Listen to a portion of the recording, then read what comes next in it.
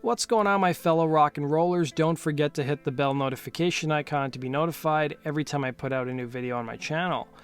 Whenever bands break up or fall apart or members pass away, it seems like after the mourning period, attention always turns to unreleased material, and probably one of the more recent examples I can think of includes Soundgarden's battle with Chris Cornell's ex-wife over unreleased music. But back in early 2000, there was a bitter legal battle that ensued over the last song Nirvana recorded.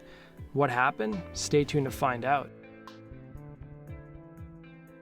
9 years after the release of Nirvana's last studio album, In Utero, fans were finally rewarded with a new song titled You Know You're Right.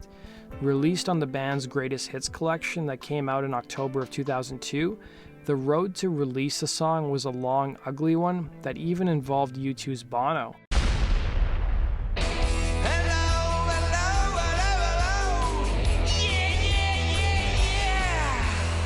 You Know You're Right was written in 1993, and years prior to its release, fans only knew about the song from a bootlegged live version that was recorded by Nirvana on October 23, 1993, at a show in Chicago. Even Kurt Cobain's wife Courtney Love performed the song during her band Hole's MTV Unplugged performance in February of 1995. Nirvana would record the song in late January in 1994 at Robert Lang Studios in Seattle, approximately 2 months before Kurt Cobain would die. The song would soon enough become the center of a legal dispute between the surviving members of Nirvana, including drummer Dave Grohl and bassist Chris Novoselic, and Cobain's widow Courtney Love. The dispute arose over how to release the song. There was talk in 2001 of releasing a massive compilation box set to honor the 10th anniversary of Nevermind and include the song on the box set. The box set was to be made up of 45 tracks that would have been compiled by Novoselic, but in June of that year, Love filed suit and blocked its release. So why did Courtney Love want to stop the song from being released on the box set? Well, Love's suit alleged that the song would have been wasted on a box set and would have been better suited to a single disc collection similar to the Beatles' One. Her lawsuit called the song a potential hit of extraordinary artistic and commercial value, and her manager claimed that a release with the song could sell upwards of 15 million copies. Novoselic would respond claiming, "I've always considered everything she said. We've considered it and agreed and said, hey, that's a great idea, Courtney.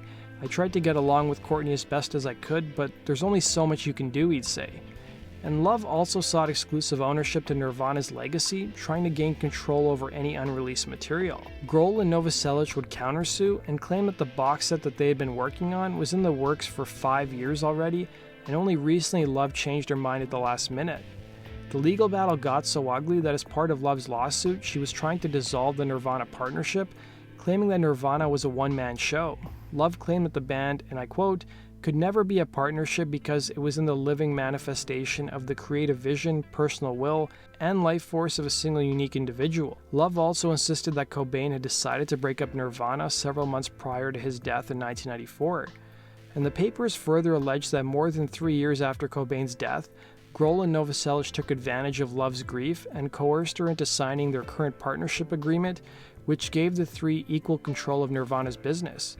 Since that time, she says the pair have interfered with a Kurt Cobain movie, prevented new Nirvana releases, and even threatened to destroy Nirvana recordings. As for Love's comments on what Cobain thought of his bandmates and his plans to break up the band, Novoselic says that, and I quote, they dishonor Nirvana and dishonor the memory of her husband.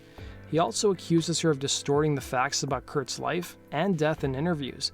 The bassist would also claim that him and Grohl have refrained from granting interviews on the subject out of respect for Cobain and his family, saying Courtney offered up many interviews on the topic of Kurt's life and death, interviews which he claimed contained glaring inaccuracies. In addition to that, Novoselic and Grohl questioned Love's mental state and even asked for her to see a psychiatrist. At one point, Bono of U2 almost got involved, as it was reported that he would testify as a character witness for Love when the case went to Superior U.S. Court.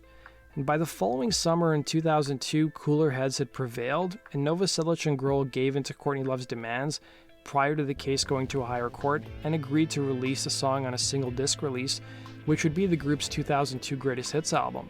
Fans would hear the first studio recording of the song in November of 2001, when Courtney Love was interviewed by Access Hollywood, and bits of the studio version of the song were played in the background. Earlier in the year, Love had also played the full song at a private event in Hollywood and Los Angeles.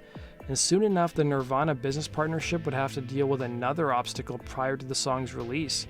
In May of 2002, 4 additional clips of the song would be leaked online, with some claiming the source of the leak was it appearing on advanced CD copies of Grohl's heavy metal side project Probot. Grohl would come out and deny these claims, saying, "I've never copied any version of You Know You're Right for anyone. It has been rumored on the internet that the song appeared on a CD that has songs from my side project Probot. No such CD exists." On September 21st, 2002, an unmastered MP3 full studio version of the song would be leaked online. Immediately, tons of alternative rock stations across America started playing the song, which led to cease and desist letters being issued by the band's label Geffen Records. Some radio stations would comply with the cease and desist letter, while others would just ignore it.